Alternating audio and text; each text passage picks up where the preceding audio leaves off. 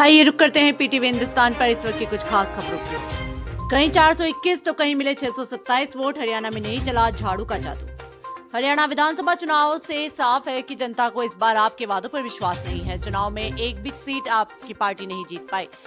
कई सीटों पर तो पार्टी उम्मीदवार केवल 600 और 800 वोट पा सके। अंबाला में आपकी राजकोट गिल को 421 वोट मिले। एलानाबाद में मनीष अरोड़ा को 889 तो लाडवा में जोगा सिंह उमरी को 627 वोट मिले।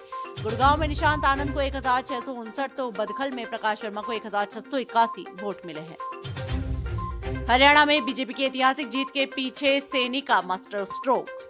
हरियाणा में बीजेपी की जीत के पीछे जाट विरोधी वोटों का ध्रुवीकरण, किसान और पहलवानों के आंदोलन को निष्प्रभावी करना और नायब सैनी को सीएम बनाना प्रमुख कारण है। बीजेपी ने जाट वोटों पर ध्यान नहीं दिया, बल्कि ब्राह्मण, ओबीसी और पंजाबी हिंदू वोटों को एकजुट किया। सैनी ने ओबीसी अधिकारों के लिए कानून बनाए और दलित वोटों को साधने के लिए मिर्चपुर गोहाना कांड का मुद्दा उठाया। हरियाणा राहुल की चूक से चुनाव हारा, 15 दिन में बिगड़ा खेल। हरियाणा में 8 अक्टूबर को हुए विधानसभा चुनाव में बीजेपी को पूर्ण बहुमत मिला। कांग्रेस की हार के लिए गुटबाजी को जिम्मेदार माना जा रहा है। भूपेंद्र हुड्डा और कुमारी शैलजा की गुट के बीच टकराव ने कांग्रेस को भारी नुकसान पहुंचाया। हुड्डा गुट को ज्यादा तवज्जो मिलने से नॉन जाट वोट बीजेपी के पक्ष में चले गए और शैलजा को किनारे किए जाने से दलित वोट कांग्रेस को नहीं मिल पाए। गरीबी का रोना रोने वाली कांग्रेस ने चुनाव पर खर्च किए 585 करोड़। पार्टी ने इसी को दी जानकारी। पैसे की कमी का दावा करने वाली कांग्रेस ने लोकसभा और विधानसभा चुनाव में 585 करोड़ रुपए खर्च किए। आपकी जानकारी के लिए बता दें कि चुनाव आयोग की रिपोर्ट के मुताबिक कांग्रेस ने मीडिया कैंपेन और प्रचार में 410 करोड़ रुपए खर्च किए। इसके अलावा सोशल मीडिया के जरिए प्रचार में कांग्रेस ने 46 करोड़ रुपए लगाए। कांग्रेस ने स्टार प्रचारकों की हवाई यात्राओं पर करीब 105 करोड़ रुपए का खर्चा किया। अमर अब्दुल्ला बनेंगे जम्मू कश्मीर के नए मुख्यमंत्री। डॉक्टर फारूक अब्दुल्ला ने किया ऐलान। जम्मू कश्मीर के रुझानों में नेशनल कॉन्फ्रेंस और कांग्रेस गठबंधन की सरकार बनने जा रही है। इस बीच पूर्व सीएम फारूक अब्दुल्ला ने बड़ा ऐलान किया। उन्होंने कहा कि लोगों ने अपने फैसला सुना दिया है। जम्मू कश्मीर की समस्याओं को दूर करना है। मैं सबका शुक्रगुजार हूं कि लोगों ने चुनाव में हिस्सा लिया।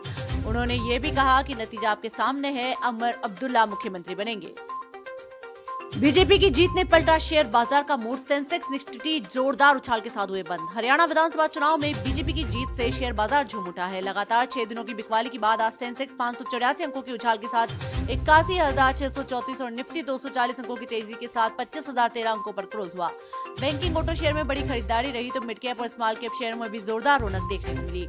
मिड कैप इंडेक्स 1,235 अंकों के उछाल के साथ 58,535 अंकों पर क्लोज हुआ है। 8 मुख्यमंत्रियों संग शाह की गुप्त बैठक, रणनीति से होंगे विरोधी दंग।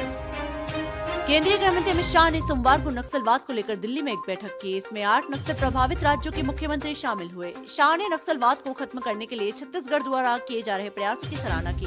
उन्होंने कहा कि नक्सलवाद संबंधित हिंसा की घटनाओं में भारी कमी आ रही है। पहले ये जहां ऐसी हिंसा की घटना 16,463 थी, वो अब घटकर 7,700 हो गई है।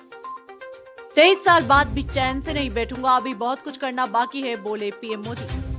प्रधानमंत्री नरेंद्र मोदी ने सोमवार को सार्वजनिक पद पर 23 साल पूरे होने पर भारतीयों को आश्वस्त किया कि वो तब तक चैन की सांस नहीं लेंगे जब तक कि विकसित भारत का लक्ष्य पूरा नहीं हो जाता। मोदी ने कहा कि पिछले कुछ सालों में उन्होंने काफी कुछ हासिल किया है, लेकिन अभी भी काफी कुछ किया जाना बाकी है। 7 अक्टूबर 2001 को उन्होंने गुजरात के मुख्यमंत्री पद की जिम्मेदारी संभाली थी। युद्ध के बीच पुतिन से मिलेंगे ईरानी राष्ट्रपति, तैयारी आर पार की। मिडिल ईस्ट में तनाव के बीच रूस के राष्ट्रपति व्लादिमीर पुतिन 14 अक्टूबर को तुर्कमेनिस्तान में ईरान के राष्ट्रपति मसूद पेजेश्कियान से मुलाकात करेंगे। पुतिन का ये आधिकारिक दौरा होगा। अटकलें लग रही है कि पुतिन मिडिल ईस्ट के इस जंग में खुलकर ईरान के साथ आ सकता है।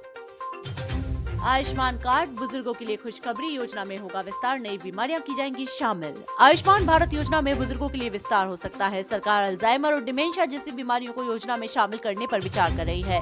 सरकार ने हाल ही में 70 साल से अधिक उम्र के सभी बुजुर्गों को योजना में शामिल करने का ऐलान किया था। वहीं मेडिकल एक्सपर्ट्स की कमेटी योजना में बुजुर्गों को प्रभावित करने वाली समस्याओं को लेकर स्वास्थ्य समस्याओं को लेकर काम करेगी।